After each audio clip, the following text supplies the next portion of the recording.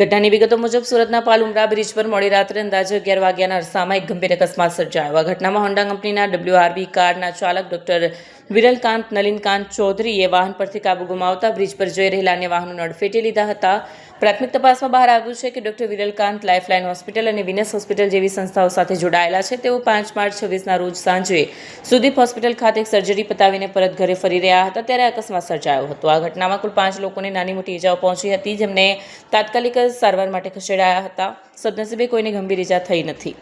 પાલ police દ્વારા આ મામલે સઘન તપાસ હાથ ધરવામાં આવી છે. પોલીસની પ્રાથમિક તપાસ મુજબ અકસ્માત સમયે ડોક્ટર નશાની હાલતમાં ન હોવાનું જાણવા મળ્યું છે, પરંતુ વધુ ખાતરી માટે તેમનું મેડિકલ પરીક્ષણ કરવામાં આવ્યું છે.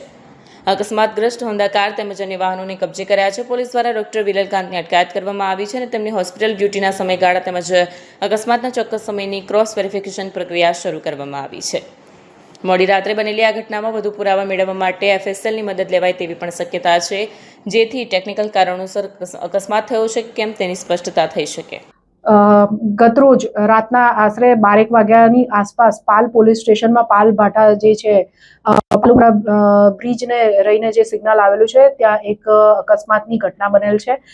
તેની વિગત એવી છે કે ગતરોજ ડોક્ટર વિરલકાંત નલિનકાંત ચૌધરી જે પ્લાસ્ટિક અને વાસ્ક્યુલર સર્જન છે એ પોતાની સર્જરી દિવસ દરમિયાન વિવિધ જગ્યાએ સર્જરી માટે ગયેલ ને સાંજે વેસુ વિસ્તારમાંથી સર્જરી કરીને રાતના મોડા પરત આવી રહેલ હતા. તે દરમિયાન તેમણે સિગ્નલ પર ઉભેલા વાહનોને ફૂલ સ્પીડે ગફલતભરી રીતે વાહન અંકારીને ટક્કર મારી દીધેલ, જેમાં એક ટેમ્પોને ટક્કર વાગતા તેમાં બેઠેલ 2 મહિલાઓ અને એક જે વાહન ચાલક છે તેમને ઈજા પહોંચેલ હતી અને સાથે આ ટક્કર આગળ વાગતા અન્ય 2 વ્હીલર્સને અને એમના વાહન એના જે સવાર હતા એ લોકોને પણ ઈજા પહોંચેલ છે.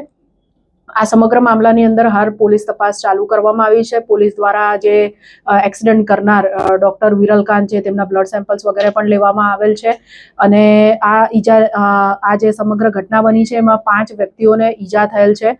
કોઈ પણ વ્યક્તિ ગંભીર નથી, કોઈનું મૃત્યુ થયેલ નથી અને આ જે ફરિયાદી છે તેઓ હાલ જે પોલીસ સ્ટેશનની અંદર છે ટેમ્પા ચાલક હિંમતભાઈ નાથાભાઈ બોરીચા, હાલ પોલીસ તેઓની ફરિયાદ લેવાની કાર્યવાહી કરી રહેલ છે. મેડમ, જે ગાડીની સ્પીડ હતી એ કેટલી છે કે તપાસમાં બહાર આવી? આજે ગાડીની સ્પીડ કેટલી હોય એ પોલીસ તપાસનો વિષય છે અને એમાં જનરલી પોલીસ દ્વારા RTOનો અભિપ્રાય માંગવામાં આવતો હોય છે. એ FIR રજીસ્ટર્ડ થયા પછીની કાર્યવિધિ છે. હાલ એ વિશે કંઈ કહી શકાય એમ નથી.